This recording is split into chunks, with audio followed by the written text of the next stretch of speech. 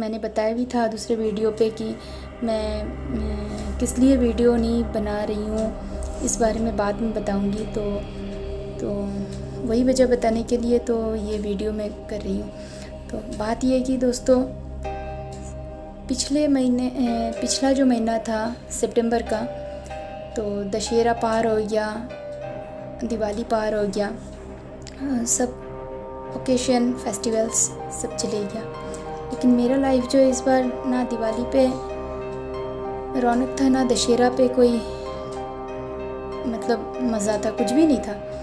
Life बहुत ही ख़राब situation से गुजरा, क्योंकि जो है मेरे जो पापा है वो पिछले महीना ही गुजर गए सडनली।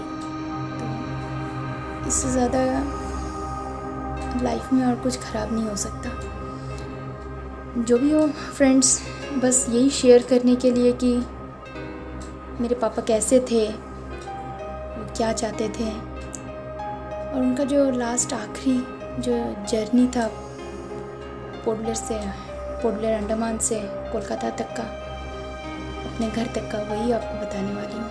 कैसा ये सब हुआ, क्या हुआ, नहीं हुआ। जो मेरे पापा जो थे वो बहुत ही अच्छे थे, बहुत ही। दुनिया में सबका पापा मम्मी ही अच्छे होते हैं, लेकिन मेरे पापा जो थे वो सही में बहुत ही अच्छे थे। जो भी हो दोस्तों, पिछले महीना जो था वो सितंबर का, पापा मेरलैंड घूमने आए थे। पापा हम लोग अंडमान में ही बड़े हुए हैं, अंडमान से ही पढ़े लिखे हैं। मेरलैंड में मतलब कोलकाता में आफ्टर मैरिज तो कोलकाता में शिफ्ट हो गई थी। भाई भी शिफ्ट हो गया बहुत साल पहले ही। तो पापा कोलकाता में हमारा और भी एक घर है, माँ भाई रहते हैं, उसका भी शादी हो गया, एक छोटी सी बच्ची भी है। तो क्या हुआ, पापा अगस्त 8 तारीख को यहाँ घूमने आए थे कोलकाता में। अगस्त 8 तारीख को घूमे मायापुर, कोलकाता का जो फेमस जगह है मायापुर, क्योंकि पापा बहुत ही जो कृष्ण भगवान है उनका बहुत भक्त थे। तो मायापुर गए, घूमे, और मतलब सभी जगह सभी रिलेटिव्स का घर गए, सबसे बात करना, सबसे मिलना जुलना। तो घूम के पापा 8 तारीख को अगस्त का आए यहाँ पे। 1 महीना अच्छे से घूमे, 1 महीने का करीब, पूरा 1 महीना भी नहीं। तो पापा सितंबर का 4 तारीख जो था, सितंबर का 4 तारीख मेरी सासू माँ, मेरा मैरिज ओके 10 इयर्स हो गया। तो 10 इयर्स में मेरी सासू माँ कभी भी अंडमान नहीं गई। तो पापा इस बार आए तो मैं भी बोली कि ठीक है मम्मी, आप जाके घूम के आओ पापा साथ, कोई बात नहीं, मैं यहाँ संभाल लूँगी। तो मम्मी भी वो हिसाब से गई, अंडमान गई पापा के साथ घूमने। तो अंडमान में मम्मी जब से गई, मम्मी को तब से ही बारिश स्टार्ट हो गया, तो मम्मी ठीक ठाक से घूम भी नहीं पाई। तो मेरा एक भाई है, भाई का फ्रेंड है, वो भी भाई है, थोड़ा दूर में ही घर है वहाँ से। तो उनका घर जो है, मम्मी 2 दिन के लिए गई थी।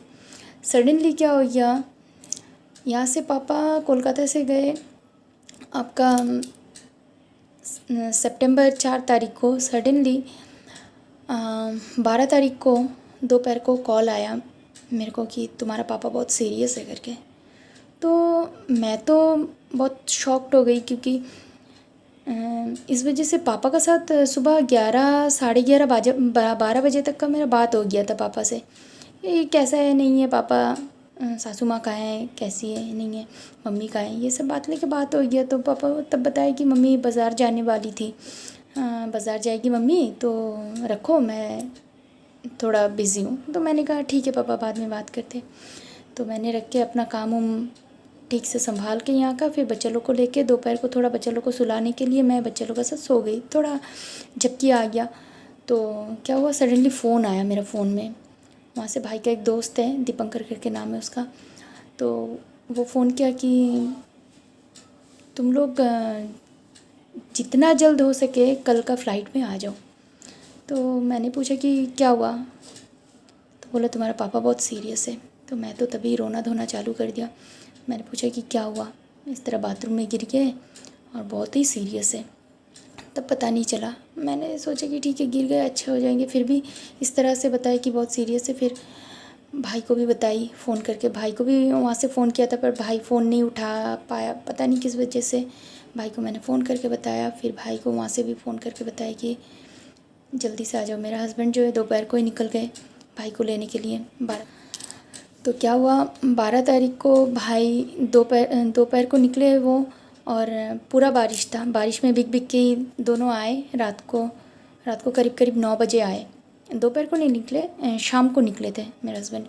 तो 9 बजे करीब आ गए यहाँ पर। तो 2-4 कपड़ा जो हाथ के सामने पड़ा था वही उठा के बच्चा लोग को उसके पापा के पास छोड़ के रात 1 बजे, 12 तारीख को रात 1 बजे, बहुत यहाँ पे बहुत ज़्यादा बारिश था, बहुत ज़्यादा।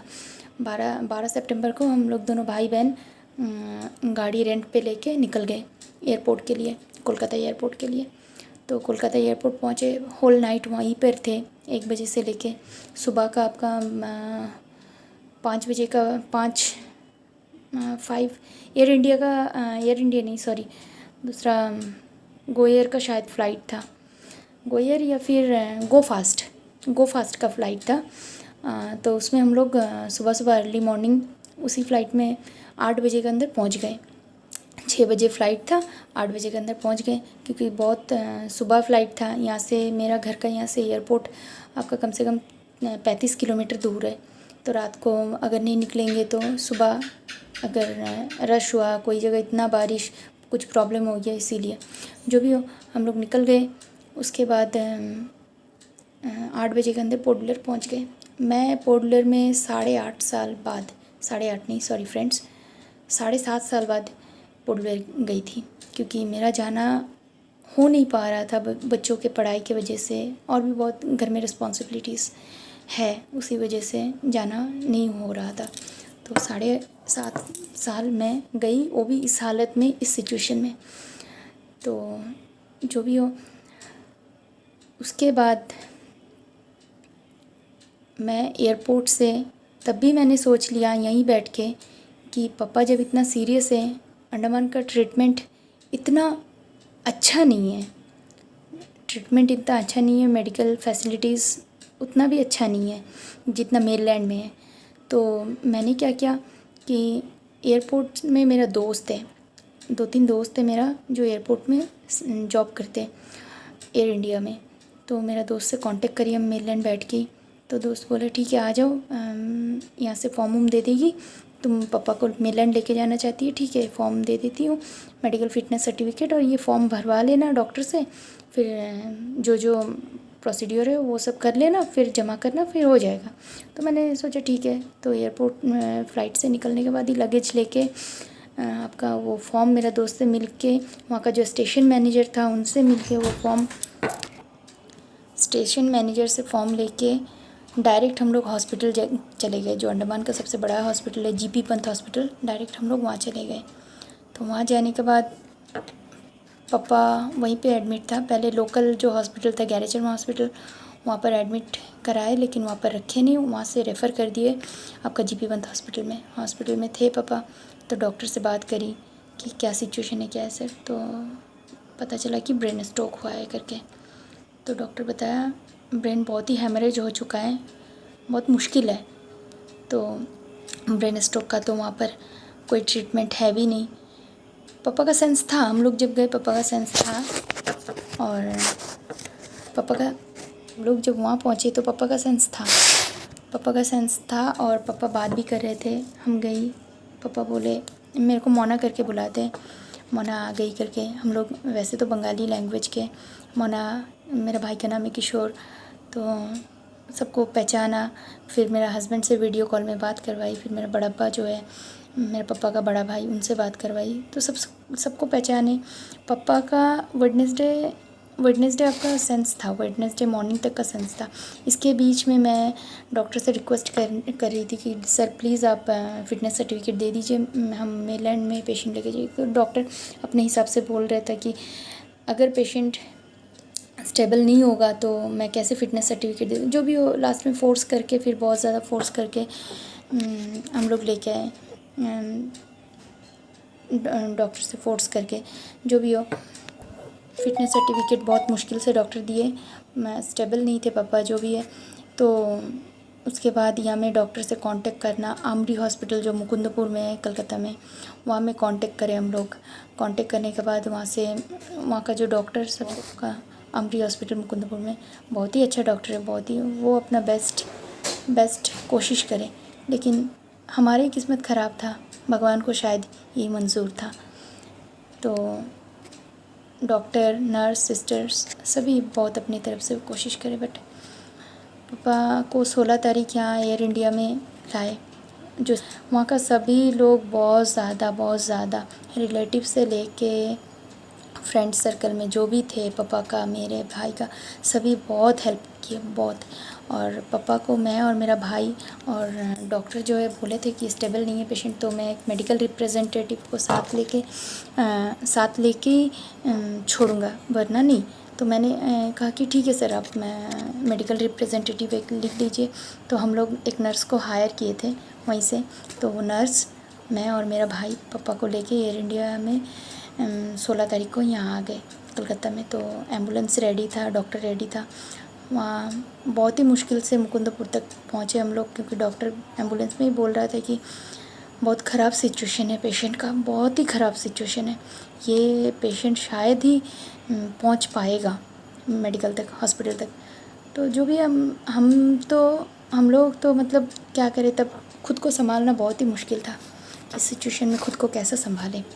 जो भी मेडिकल में एडमिट्स प्रोसीड्यूर सारा कंप्लीट करके पापा का सिटी स्कैन हुआ। अंडमान से मैं डॉक्टर सर को व्हाट्सएप करके सारे रिपोर्ट्स पापा का भेज दी थी। सर ने कहा था कि बहुत ही ख़राब हालत है, आप जितना जल्दी हो सके आप लेके आओ। लेकिन वहाँ का मतलब इस तरह सिचुएशन बना कि वहाँ से लाना बोलने से बहुत मुश्किल में लाना पड़ा पापा को। एक तो हॉस्पिटल से डॉक्टर नहीं दे रहे थे मेडिकल फ़िटनेस, क्योंकि पापा स्टेबल नहीं थे। दूसरा तो फ़्लाइट जो था एयर इंडिया का रेगुलर बेस में नहीं है, वहाँ फ़्लाइट एयरपोर्ट बन रहा है, इसीलिए एक दिन छोड़ के फ़्लाइट है। एक दिन चेन्नई का होगा तो एक दिन कोलकाता का फ़्लाइट होगा, ऐसा। जो भी हो, मेनलैंड में लाने के बाद पापा को एडमिट करी तो हालत बहुत ही ख़राब था। डॉक्टर ने पहले ही बता दिया था कि आप लोग अपना मन को थोड़ा मजबूत कर लो, क्योंकि पेशेंट का हालत ख़राब है, बहुत ही ख़राब है। तो पापा का जो भी है फ्रेंड्स एडमिट किए, फ्राइडे को एडमिट किए। पापा का प्रेशर जो है वो नॉर्मल नहीं था, वो नॉर्मल उन लोग किए मेडिसिन से। फिर सैटरडे को पापा का ऑपरेशन हुआ, जो ब्लड क्लॉट हो गया था। ब्लड क्लॉट जो है ऑपरेशन से ड्रेन करके, सिर में 2 नल लगा के ड्रेन करके फिर पापा का ब्लड निकाले आधा, और आधा जो था मतलब आधा ऑपरेशन का टाइम ही निकाल लिए, और आधा जो था वो आपका ड्रेन सिस्टम से निकल गया। लेकिन पापा का जो ब्रेन था वो ब्रेन बहुत ही ज़्यादा डैमेज हो गया था, बहुत ही ज़्यादा। फ्रेंड्स, पापा को मेनलैंड लाके आमरी हॉस्पिटल में 16 तारीख को हम लोग एडमिट करें सुबह करीब 12 बजे। तो 23 तारीख नेक्स्ट फ्राइडे, 23 सितंबर नेक्स्ट फ्राइडे सुबह फ़ोन आया आमरी हॉस्पिटल से कि आपका जो पेशेंट है, आपका पापा, वो नहीं रहे। तो भाई को भी वहाँ से फ़ोन किए थे, भाई को भी पता चला, हमें भी पता चला। हम लोग सुबह उठ के साथ ट्रेन पकड़ के निकल गए, हम और मेरा हस्बैंड। फिर वहाँ से भाई भी आया, सब आए। फिर बहुत प्रोसीड्यूर रहा, क्योंकि पापा जो था वो गिर गए थे बाथरूम में। मम्मी नहीं थी घर पे, मम्मी मार्केट गई थी 1 घंटा के लिए। अभी पापा 1 घंटा गिरे पड़े थे कि आधा घंटा कि 45 मिनट, वो हमें नहीं पता, किसी को भी नहीं पता। तो पापा गिर गए थे, इसीलिए पापा का पोस्टमार्टम भी हुआ यहाँ पर। यहाँ से पोडलर थाना से यहाँ पूर्व जादवपुर थाना में क्लियरेंस मिला। पापा का बॉडी जो था वो 23 तारीख को मॉर्ग में था, वहाँ थाना में प्रोसीड्यूर कंप्लीट हुआ। 24 तारीख को फिर हम लोग थाना में प्रोसीड्यूर कंप्लीट करवा के फिर मॉर्ग से निकाले पापा का बॉडी। निकालने के बाद फिर वहाँ से आपका NRS हॉस्पिटल जो है यहाँ पर कोलकाता में, NRS हॉस्पिटल में पोस्टमार्टम हुआ। उसके बाद ही बॉडी हमारे हैंडओवर किए। 24 तारीख को पापा का दाह संस्कार हुआ, और उसके बाद तो पापा का यही जर्नी ख़त्म। बस पापा का जो जर्नी था वो पोर्ट से अंडमान का यहीं तक का जर्नी था। मम्मी बहुत डिप्रेस है कि अगर मैं नहीं जाती मार्केट तो फ्रेंड, मम्मी डिप्रेस है, सभी डिप्रेस है। पापा का खालीपन नहीं जा रहा है हमारे मन से। नेक्स्ट पिछले साल चाचा भी इस तरह गुज़र गया हमारा। जो काका है, काका कोरोना में 2 साल सेकेंड वेव आया था कोरोना का, उसमें मेरा छोटा चाचा गुज़र गया। तो लगातार इस तरह 2 शौक, मेरा छोटा चाचा फिर मेरा पापा, 2 शौक संभाल के उससे उभर पाना बहुत ही मुश्किल है। लेकिन ज़िंदगी है, भगवान जब तक ये ज़िंदगी छीन नहीं लेता तब तक कैसे खुद को मार पाएंगे हम लोग और कैसे जीना छोड़ देंगे। यही इमोशन थोड़ा शेयर करने के लिए ये वीडियो करी फ्रेंड्स, और कुछ नहीं। Thank you. नमस्ते फ्रेंड्स।